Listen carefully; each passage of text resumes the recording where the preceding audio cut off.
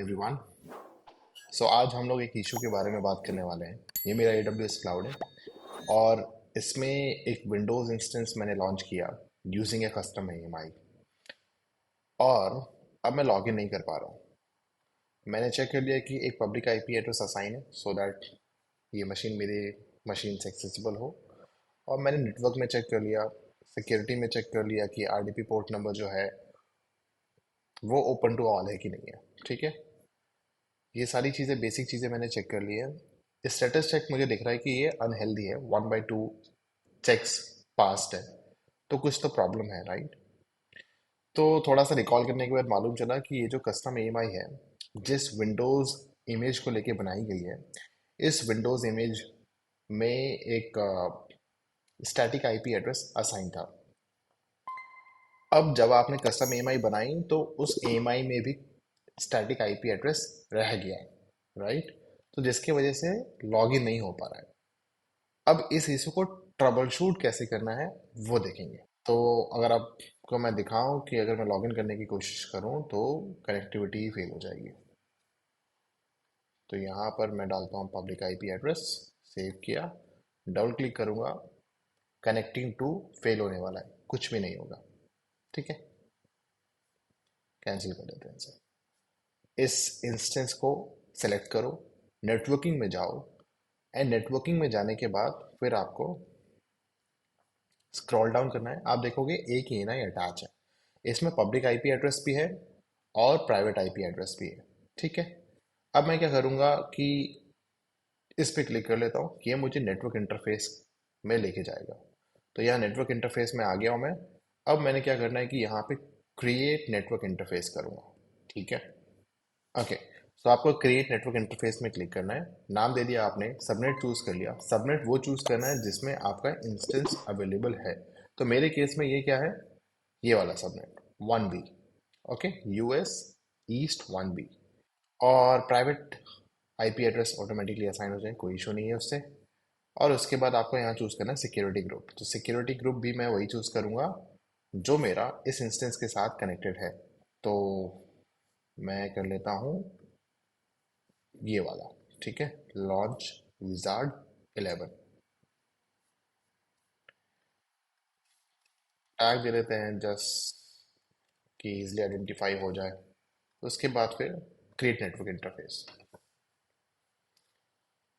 अब अगर आप इस पे क्लिक करोगे तो आपको दिखाएगा स्टेट क्या है, अवेलेबल, राइट। इस VPC में इस सबनेट में क्रिएट हो चुका है और अवेलेबल स्टेट में है।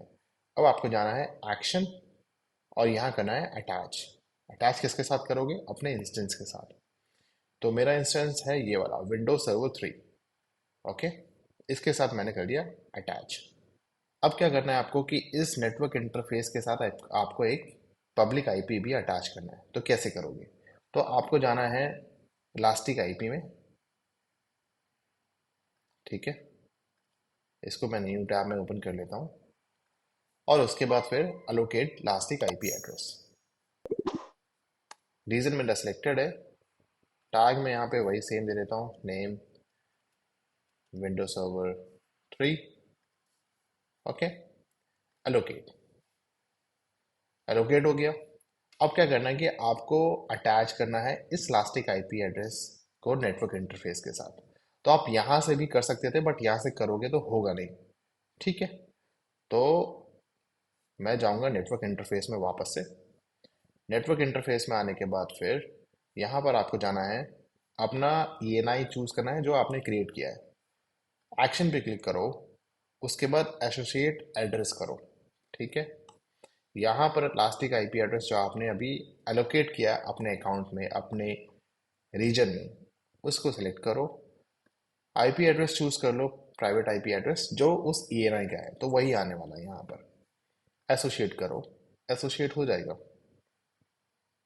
इस ENI के साथ सिक्योरिटी ग्रुप क्या अटैच किया है मैंने, तो इस ENI के साथ सिक्योरिटी ग्रुप मैंने अटैच किया है जो मेरा इंस्टेंस के साथ अटैच है। करेक्ट है, तो मतलब ये है कि RDP पोर्ट नंबर मेरा ओपन है 3389। 3389 पोर्ट नंबर ओपन है, और मैं आराम से लॉगिन कर सकता हूँ। तो मैं क्या करूँगा, वापस से जाऊँगा नेटवर्क इंटरफेस में। पब्लिक आईपी एड्रेस तो कॉपी करूँगा। उसके बाद फिर इस एप्लीकेशन में जाएंगे, माइक्रोसॉफ्ट रिमोट डेस्कटॉप, एडिट पे क्लिक करो आप या फिर नया ऐड कर लो, पब्लिक आईपी एड्रेस दे दो यहाँ पर। और उसके बाद फिर ये आपसे पूछेगा यूज़र नेम, तो यूज़र नेम दे दो आप। ठीक है, अब देख रहे हो कनेक्टिविटी हो चुकी है। तो यूज़र नेम है मेरा एडमिनिस्ट्रेटर, पासवर्ड पासवर्ड भी है मेरे पास, मैंने जनरेट किया था। आई थिंक ये पासवर्ड है, चलना होना चाहिए। अच्छा, एक कैच है यहाँ पर। जब आप अपने ओल्ड विंडोज़ मशीन से ईएमआई बना रहे हो, आपके पास जो कस्टम ईएमआई है, ठीक है, तो उस ईएमआई में जो पासवर्ड होगा वो आपकी ओल्ड मशीन का होने वाला है। ठीक है, तो आपको ये मेक श्योर करना है कि जब आप ईएमआई बना रहे हो या आपके पास कस्टम ईएमआई है तो आपके पास पुराना पासवर्ड होना चाहिए। अगर आपने विंडोज़ मशीन का पासवर्ड सेट नहीं किया पुरानी वाली का, तो वो आपको सेट करना है। आप यूज़र अकाउंट में जाओगे, वहाँ पे आपको ऑप्शन दिख जाएगा कैसे आप एडमिनिस्ट्रेटर अकाउंट का पासवर्ड चेंज कर सकते हो। ठीक है, तो ये हो गया। अब उसी यूज़र नेम और पासवर्ड को यूज़ करके आप नई विंडोज़ मशीन में लॉगिन करोगे जो आपने कस्टम ईएमआई से बनाया है। Got it. अब आप देख रहे हो यहाँ पे लॉगिन हो गया ये। अब मैं जाता हूँ यहाँ पर और कंट्रोल पैनल, ठीक है, एक शॉर्टकट कमांड भी है ncpa.cpl, उससे डायरेक्टली खुल जाएगा। बट आप यहाँ से भी जा सकते हो, control panel, network and internet, network and sharing centre, उसके बाद आएगा चेंज अडेप्टर सेटिंग्स। अब आप देख रहे हो यहाँ पर आपको दो दिख रहे हैं। ठीक है, ये आपका पहले वाला इथरनेट है, ये दूसरे वाला इथरनेट है। तो आपको क्या करना है कि इस इथरनेट की प्रॉपर्टीज में अगर आप जाते हो तो आपको दिखेगा कि एक स्टैटिक आईपी एड्रेस असाइंड है, राइट। तो आप कर दो इसको ऑटोमेटिक।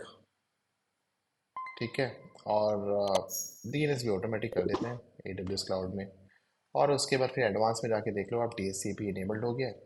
ठीक है, यहाँ पे भी कोई आईपी एड्रेस वगैरह नहीं है, डीएनएस भी चेक कर सकते हो ऑप्शनली। ओके कर दो, उसके बाद ओके कर दो, और ओके करके बाहर आ जाओ। ठीक है, अब क्या है कि जो फर्स्ट इथरनेट है ये आपका ऑटोमेटिकली आईपी एड्रेस असाइन हो जाएगा इसको।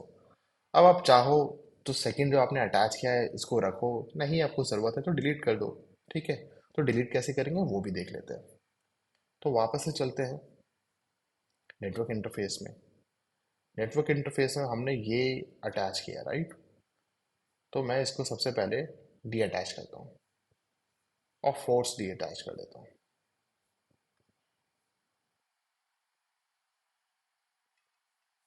रिफ्रेश करके देख लेते हैं कि स्टेट अवेलेबल आया कि नहीं। स्क्रॉल अप करो, अभी भी न्यूज़ आ रहा है।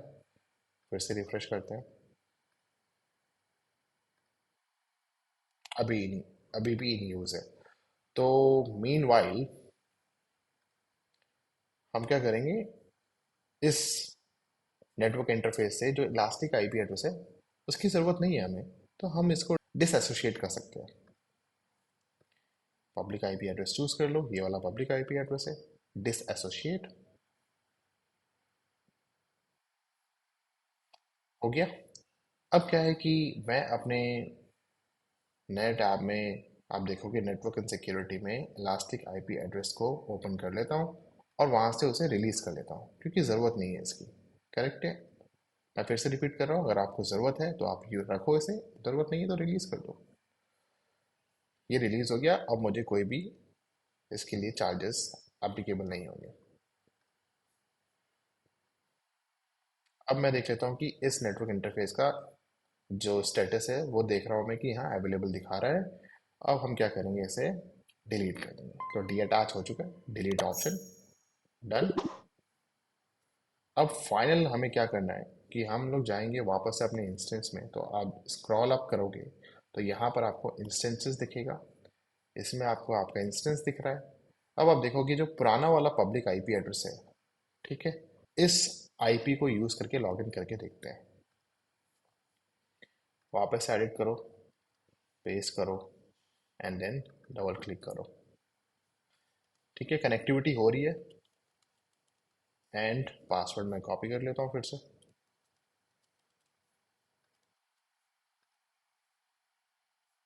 कंटिन्यू हो गया। तो मतलब लॉगिन होने वाला है अब इसमें। ठीक है, so this is how you solve the connectivity issue if your machine or custom AMI had a static IP address. ठीक है, okay. So thank you so much for watching this video. I will come up with more videos like this. Have a good day.